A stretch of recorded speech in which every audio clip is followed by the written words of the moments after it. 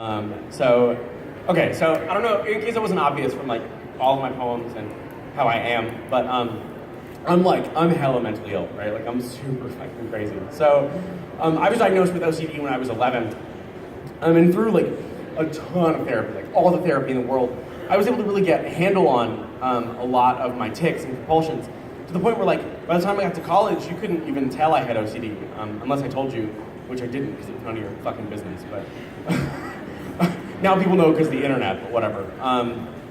Side note, I know I just did a poem about not having access to therapy, but if you're going through a mental health issue and you have that access, like, yo, please take advantage of it. It's the thing that's helped me the most.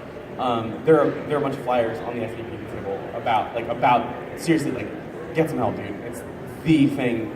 It's allowed me to be like a semi-functional adult. So semi-functional. So yeah, I was like killing it in college. When I graduated, I was like 21. I started having these really intense mood swings. And I had no clue what was going on. So I talked to my old psychiatrist, and she was like, yeah, dude, you have bipolar disorder. Like, your dad's got it, your brother's got it, you're bipolar. And I was like, well, shit. Well, because like the only narrative I had for bipolar is the crazy artist archetype, right? Somebody who's way, way up, and they're super productive, and they're way down, and they kill themselves. And so I was really sure I was going to be dead in 6 months. That didn't happen. Like, there's so many ways to be neuroatypical. You know what I mean? Like, when I'm way up and way down, I often hallucinate.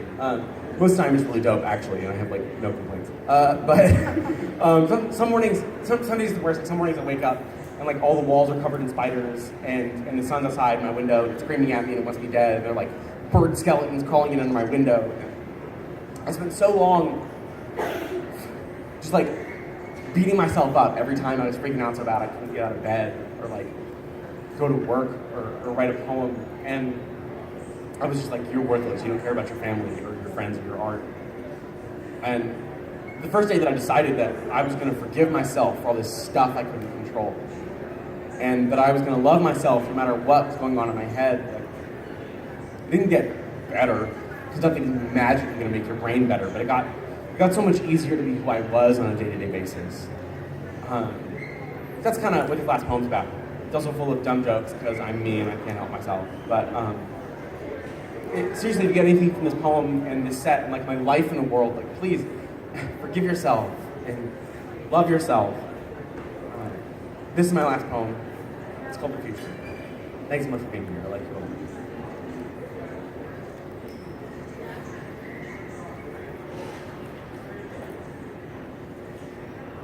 The worst thing about being naked and then being hit by a car is that road rash is a problem for skin. Why was I naked in the middle of the road at noon? I'm glad you asked. Imaginary other half of this conversation, I have no idea. Some characteristics of bipolar disorder can include dissociation, hallucinations, and fugue states. So sometimes I wake up in places I didn't go to sleep. So there I am, nude, splayed out on the hood of a car like a slutty chicken, and I'm screaming about the government conspiracy to take away my feet. Not my real feet, just my brain feet. And I'm about 6 inches away from the concrete when I realize, in slow motion, like the exact opposite of a rhinoceros attack, this is not how I imagined my life would turn out.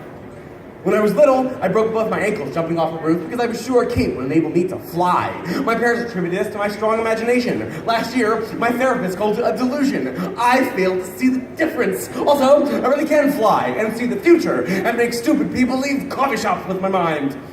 43% of the time. Sometimes I see people as colors. The point is, here's a list of things that my brain has told me to do. Join a cult, start a cult, become a cabinet maker, kill myself. So in essence, become a cabinet maker, break into and then paint other people's houses, have sex with literally everyone who reminds me of my mother, fight people who are much fucking fightier than me, like the cops. So in essence, kill myself. I think a lot about killing myself.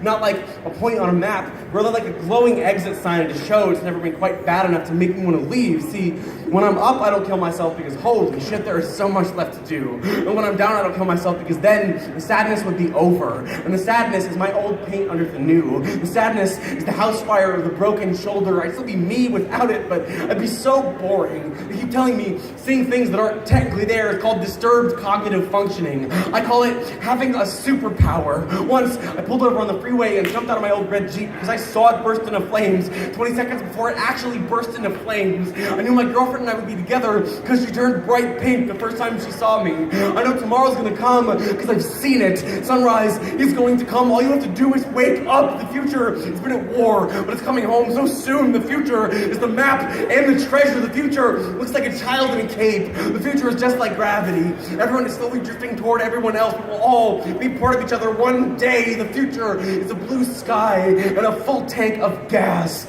I saw the future. I did. And in it, I was alive.